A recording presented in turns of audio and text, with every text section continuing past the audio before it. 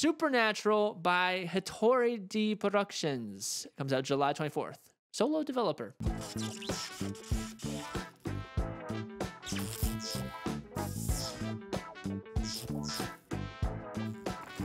Solo developer, and I am super excited for this one. And it's sad that my PC gaming days are over. Since this will only be a PC release, I might come back to play this game. I will help you make sure everything's set up correctly next time. Please do, because I want to play this game. Yeah, Storm kind of set you up for failure. He's like, hey, play this. And then didn't understand the repercussions of playing said game. Nothing. But let me pull up the trailer. It is a horror first-person shooter. And yeah, so let's go ahead and pull it up. Here it is. Go ahead, pull up the trailer. If you guys are just listening, I know I sometimes do this, but I really mean it for this one. If you guys are just listening, do yourselves a favor when you get a chance and you can jump over to YouTube. Take a look at the gameplay trailer for this game, because I think, especially for a solo developer and what feels like is going to be not a very expensive game, I think what we're seeing right now is some of the most realistic gameplay footage that I've seen in a long time. Doesn't it look like you're actually there? It definitely does. So it gives a lot, and a lot of games are starting to do this, like body cam, super realistic or super realism games. But I think this one takes it a step further with, like you said, the dynamics of it, but also adding. So if you see in the trailer, if you're just listening, there's a bar on the right that shows your microphone. And so I think it's adding another element to make it feel more immersive and more real as you play. And I think they're doing a really good job with that. Yeah, and that's the number one thing. So basically what you guys are doing is you are Detective Wyatt, who's investigating the disappearance of a housemaid. Grandma, you like that, Grandma? It's terrifying. That's terrifying. It's like Texas Chainsaw Massacre. It does. Definitely looks like that. Yeah, so you are Detective Wyatt. You are investigating the disappearance of a housemaid. So I feel like the story that we're getting right now is not very elaborate, and I think that more is going to develop. So I think it's purposely not giving you a lot of the story. But like Adam said, one of the major things here is the use of the microphone. And I think we've seen this before in a few games, but not many games that kind of do it the way that this is doing it. And basically what's going to happen is that your microphone is going to be on all of the time. And the louder that you get into your microphone, the more you jump scare, the more you scream, the more you get kind of like heavy breathing and stuff like that, the scarier the game is going to get. It's going to be triggered based on noise. And the one really interesting aspect of this is that with a lot of these games that have done this already, there's a workaround, right? You can just turn your mic down really low. You can, it's like, I kind of cheated the system. You cannot do that in this game because you need your microphone to communicate with the entities that you are experiencing in the game. And I think it's a very clever way for you to not be able to get around this don't make noise situation. Right. And Phasmophobia already kind of did stuff like that. But I think with Phasmophobia, it's like Phasmophobia is scary, but not this kind of scary. You know what I mean? It's not a narrative to make, like, try to figure things out and like go through like each room.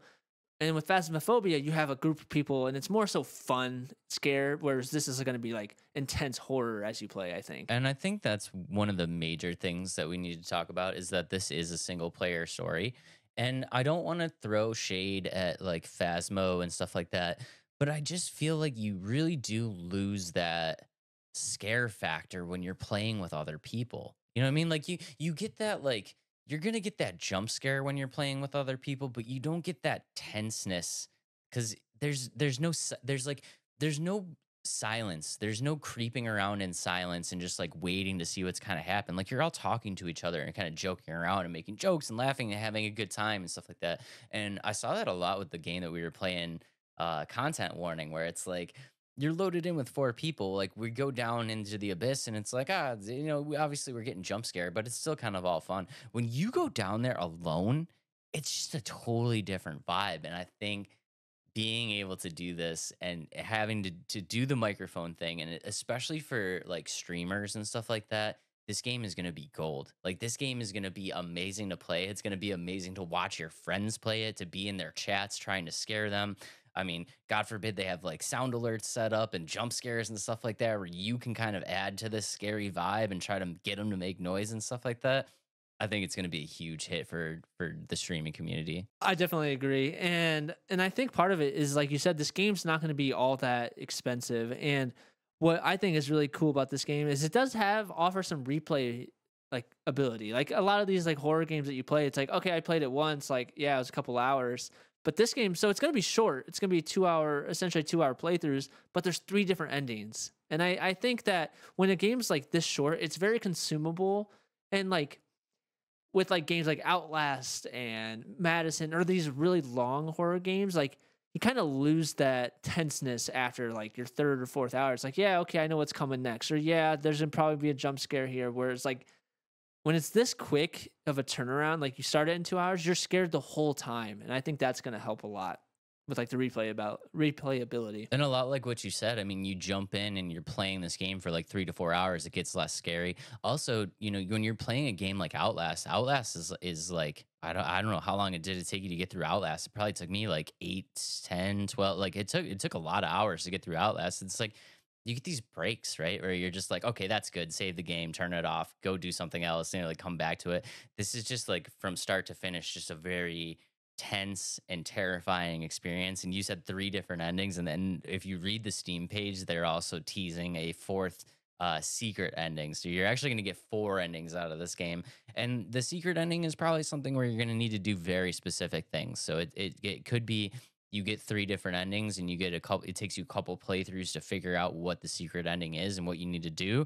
So like you said, I think there's going to be some pretty good replay value on a game that should not be very expensive. I think one of the biggest things that you said, like there's gonna be other things you have to do. So essentially, gameplay wise, you'll have to use different cameras to locate paranormal activities. You have to solve non-repetitive puzzles and like use detective skills. So I think on top of being like tense and scary all the whole time, like you have to figure stuff out as you're playing this while trying to like, oh, what's gonna jump at me? And I think that it just adds an element to it. And like Madison and Visage did those things, but like it was almost over the top where it's like hard to understand, where like this game is just logical puzzles, which I feel like I don't know if it's like things that should be like right pretty obvious or logical in the sense like, oh, like, you know what I mean? I completely understand. And I think, you know, I honestly, I knew that you would be excited about this with the logical puzzles. I'm going to defend Madison. I think Madison, the puzzles were logical, but you just had to look at it from just such a different perspective because the main thing was like this camera. So it's like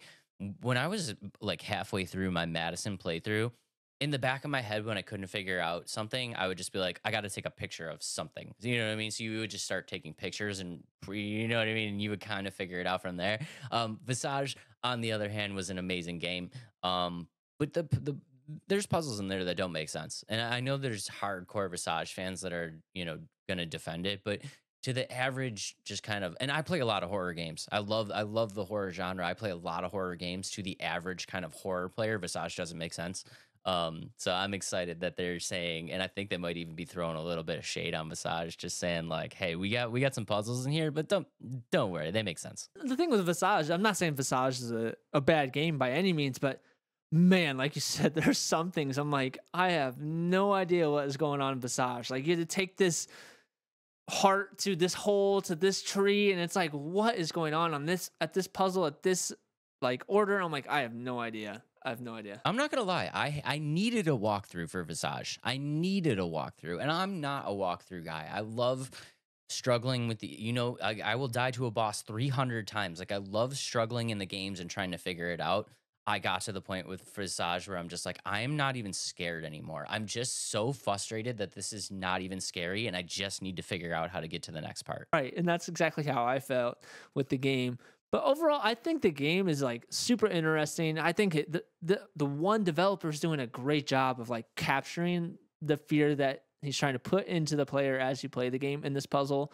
I am curious to know how like we kind of like we've already kind of talked about this, but FPS. So it's a first-person shooter. I'm wondering how much you're gonna need to use the gun. I didn't really explain it in the Steam page all that well. Essentially, like you see it in the clip where he shoots the entity a few times with his pistol and he's reloading it. But now is it something that you get the pistol the whole time, or it's certain cutscenes or different aspects of the game that you get this pistol or this weapon?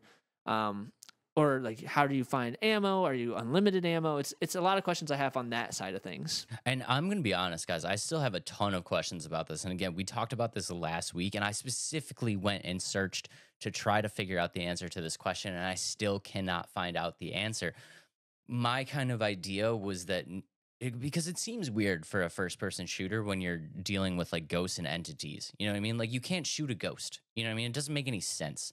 I know you talked about you could shoot 'em with Supernatural. yeah, I know you talked about you could shoot them with a pepper gun or whatever. Yeah, the salt gun. The salt gun. Yeah, and hit him with the steel pipe.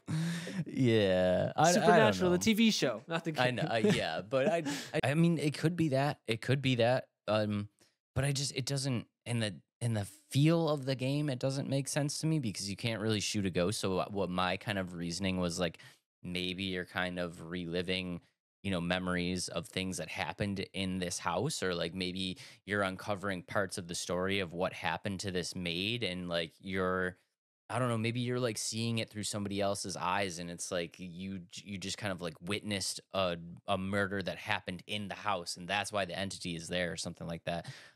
I wish I had a more concrete answer for you guys. I really don't, but I'm curious to see how they're gonna kind of work this all in. So we hope to have better answers on that. So Hitori, I'm hoping I'm saying your name right, first of all. But second of all, if you happen to see this, let us know how the gunplay is going to work. If it's really gunplay or just specific instances, we'd really like to know.